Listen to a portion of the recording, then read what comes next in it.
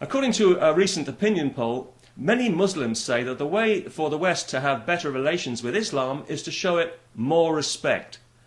And who said Muslims don't have a sense of humour?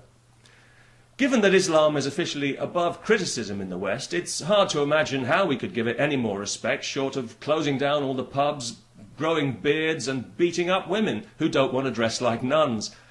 Ah, yes, of course. Silly me.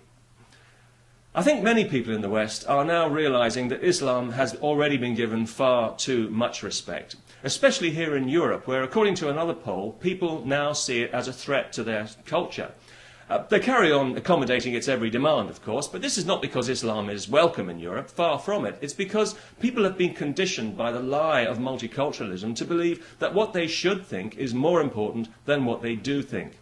So, although people will criticise Islam in private, they know that to do so publicly, in other words, to be honest about their feelings, would instantly make them racists and Islamophobes and Nazis and disgusting, imperialist, ethnocentric, fascist bastards grinding their jackboots into the faces of the innocent and the weak. So, best not make a fuss. You want to beat your wife and mutilate your daughter? Be our guest. We'll even subsidise it, because we want to be your friend. What's that? You want to destroy our corrupt society? Well, that's our fault, not yours. Here, have some more money. This film that's coming out in Holland shortly, which has got the whole country in a state of heightened terrorist alert, is yet more proof that everything in Europe now needs to be measured against the possibility of Muslim violence.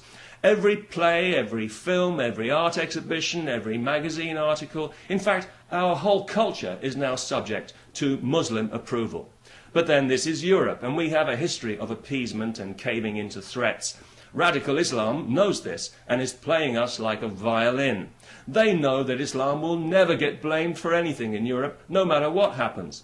So that, for example, when the Danish press reprinted the cartoons recently, which was followed by a week of rioting by Muslim youths, Copenhagen's chief of police refused to admit that it had anything to do with the cartoons. He said it was because they were bored. Yes, that's right. They all rushed out and set fire to the city every night for a week for something to do. If only they'd had a table tennis club.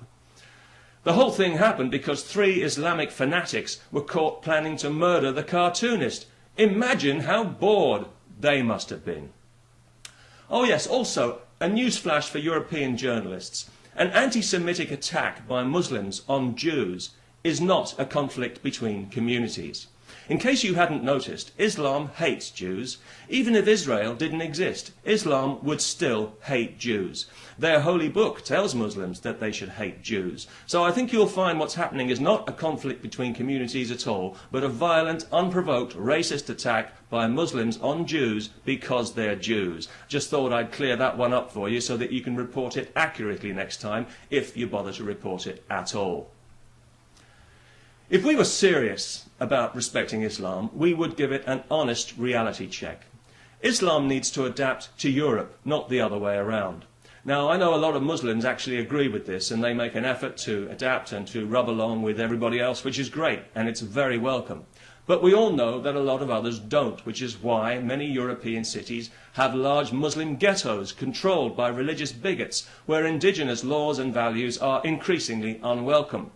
Places full of people who have no intention of integrating and who want nothing less than the end of our civilization while we pander and defer to them, thanks to a biased press, a complacent judiciary and the kind of politicians you wouldn't wish on your worst enemy. Actually, you probably would. And this situation is as much a threat to the freedom of ordinary Muslims as it is to everybody else. And it's a clear indication that what we need in Europe now is not more respect for Islam, it's less respect for Islam and more respect for ourselves. We need to stop pretending, because that's what we're doing, pretending that all cultures are equal, when we can clearly see that they're not.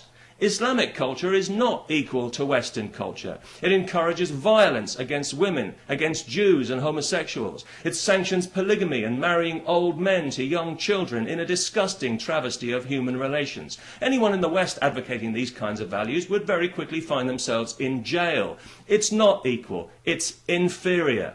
And given radical Islam's openness about its totalitarian agenda, this is not something that should be encouraged in any way. It should be discouraged by firm legislation and by rigorous enforcement of the law. Remember the law? Now, I know that I'm going to be accused of racism and Islamophobia by the usual self-righteous pinheads, but I don't mind because those words have no value in this context. One has been neutralised by repeated dishonest misuse, and the other is just a barefaced lie concocted by the political left in tandem with the religious right in a marriage of convenience which is, well, quite simply beneath contempt.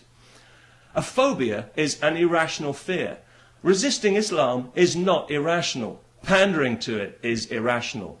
Indulging the lie that Islamic culture is somehow equal to Western culture while ignoring the victims of that culture is more than irrational, it's downright criminal. And if you really want to talk about racism, then look no further than the poisonous fiction of multiculturalism, a divisive and patronising racist ideology. And the governments of Europe who promote it are racist governments. The civil servants who pander to it are racists. The university lecturers who encourage it are racists. The journalists who lie about it are racists. And the ordinary people who say one thing in private and another in public are cowardly, racist hypocrites. If we can't bring ourselves to say what's in our hearts when it truly matters, then we've already given up our freedom, and with it the freedom of future generations, which is something that we've got no right to do. We didn't earn this freedom. It was handed to us on a plate by people who did earn it with their lives. We don't own it. We're custodians of it. It's not ours to give away.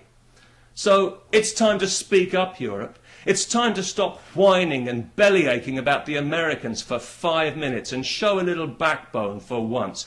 Just once. Or do we want to spend the rest of our lives cowering like frightened mice from a handful of violent bigots who think they have a right to poke a finger into our chest and tell us how we're allowed to live, what we can and can't do, say and think?